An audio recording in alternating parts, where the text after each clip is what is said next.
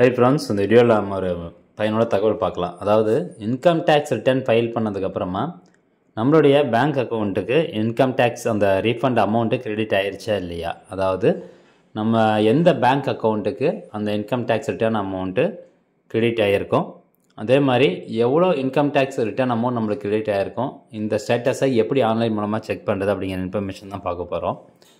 So maximum நிறைய பேர் பார்த்தோம்னா வெளியே ஆடிட்டர்கிட்ட கொடுத்து தான் இன்கம் டேக்ஸ் ரிட்டர்ன் ஃபைல் பண்ணுறோம்.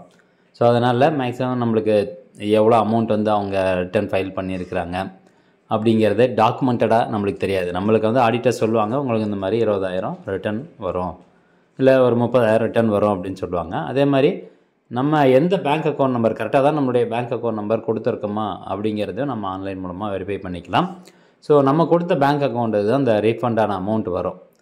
ஸோ நீங்கள் ரீஃபண்ட் ஃபைல் பண்ணதுக்கப்புறமா ஒரு சில பேருக்கு 2 மாதம் கழிச்சு கூட எனக்கு இன்னும் அமௌண்ட் வரல அப்படின்னு சொல்லுவாங்க. ஸோ அப்படி இருக்கவங்களாம் நீங்கள் ஆன்லைனில் போய்ட்டு ஸ்டேட்டஸ் செக் பண்ணி பாருங்கள். அது எப்படி செக் பண்ணுறது அப்படிங்கிறத கம்ப்ளீட் டீட்டெயில்ஸ் பார்க்கலாம். இதுக்கு நீங்கள் incometax.gov.in அப்படிங்கிற இந்த வெப்சைட் ஓப்பன் பண்ணிவிட்டு இதில் பார்த்தீங்கன்னா லாகின் அப்படிங்கிற ஒரு ஆப்ஷன் இருக்குது. இதில் போய்ட்டு உங்களுடைய பேன் கார்டில் அதுக்கப்புறம் பாஸ்வேர்டு போட்டு லாகின் பண்ணணும். ஸோ நீங்கள் ஆடிட்டர்கிட்ட கொடுத்துட்டு ரெஜிஸ்டர் ஃபைல் பண்ணியிருந்தீங்க அப்படின்னா உங்களுக்கு அவங்க யூசர் ஐடி பாஸ்வேர்டு ஜென்ரேட் பண்ணியிருப்பாங்க. யூசர் ஐடிங்கிறது உங்களுடைய பேன் கார்டு தான். பாஸ்வேர்டு நீங்கள் போட்டு லாகின் பண்ணி பாருங்கள். இல்லை நீங்கள் நியூ யூசர் அப்படின்னா அந்த ரெஜிஸ்டர் அப்படிங்கிற ஆப்ஷனை கிளிக் பண்ணிட்டு அதில் பேன் கார்டு, ஆதார் கார்டு டீட்டெயில்ஸ்லாம் கேட்க அதெல்லாம் கொடுத்து நீங்கள் லாகின் பண்ணி வச்சுக்கோங்க. உங்களுக்கு ஃப்யூச்சர் பர்பஸ்க்கு யூஸ் ஆகும்.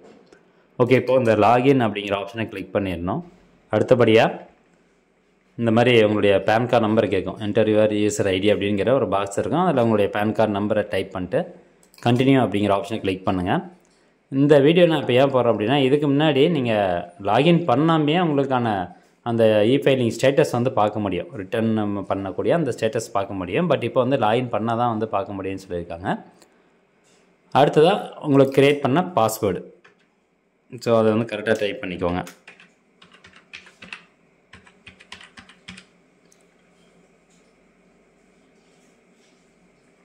நெக்ஸ்ட்டு மேலே பார்த்தீங்கன்னா ஒரு செக் பாக்ஸ் இருக்கும். அந்த செக் பாக்ஸை செலக்ட் பண்ணிட்டு கண்டினியூ அப்படிங்கிற ஆப்ஷனை கிளிக் பண்ணுங்கள்.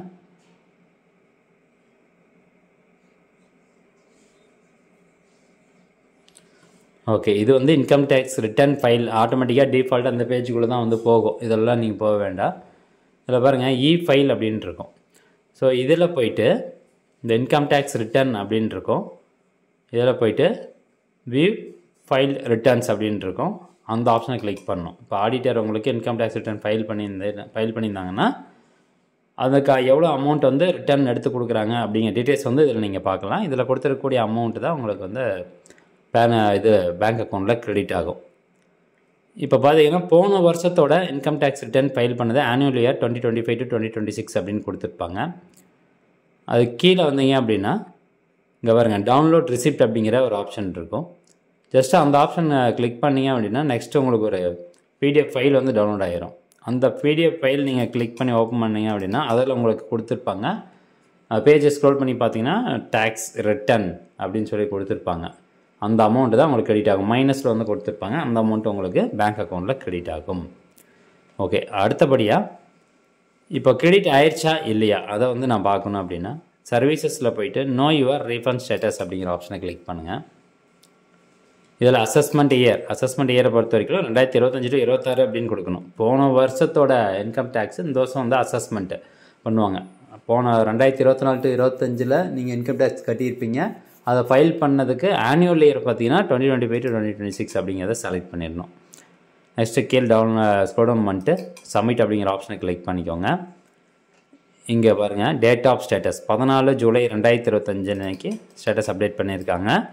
இந்த பர்டிகுலர் பேங்க் அக்கௌண்ட்டுக்கு கிரெடிட் ஆயிடுச்சு. யூடிஆர் நம்பர் கொடுத்துருக்காங்க.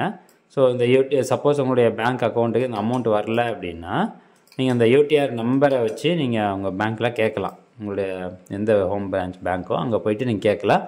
இந்த மாதிரி யூடிஆர் நம்பர் இருக்குது, எனக்கு இவ்வளோ அமௌண்ட் ரீஃபண்ட் ஆகிருக்குது, என்ன என்னோடய அக்கௌண்ட்டுக்கு வரல அப்படிங்கிற ஒரு கம்ப்ளைண்ட் நீங்கள் ரெஜிஸ்டர் பண்ணலாம். அதுக்கு தான் இந்த யூடிஆர் நம்பர் கொடுத்துருப்பாங்க. UTR unique transaction reference number. சரி, ஓகே, இப்போது நீங்கள் ஸ்டேட்டஸ் எப்படி செக் பண்ணுறது அப்படின்னு பார்த்துட்டிங்க. எவ்வளோ அமௌண்ட் நம்மளுக்கு கிரெடிட் ஆகும் அப்படின்னு பார்த்துட்டிங்க. அதே மாதிரி டேட் ஆஃப் ஸ்டேட்டஸ், அதாவது எந்த பேங்க் அக்கௌண்ட் நம்பருக்கு உங்களுக்கு அந்த அமௌண்ட்டு கிரெடிட் ஆகிருக்கு, எந்த தேதியில் கிரெடிட் ஆகிருக்கு அப்படிங்கிற எல்லா டீட்டெயில்ஸும் இது மூலமாக நீங்கள் வந்து செக் பண்ணி பார்த்துக்கலாம். ஸோ இந்த வீடியோ யூஸ்ஃபுல்லாக இருக்கும் அப்படின்னு நினைக்கிறேன். மீண்டும் அடுத்த ஒரு நல்ல பதிவில் சந்திக்கலாம். நன்றி, வணக்கம்.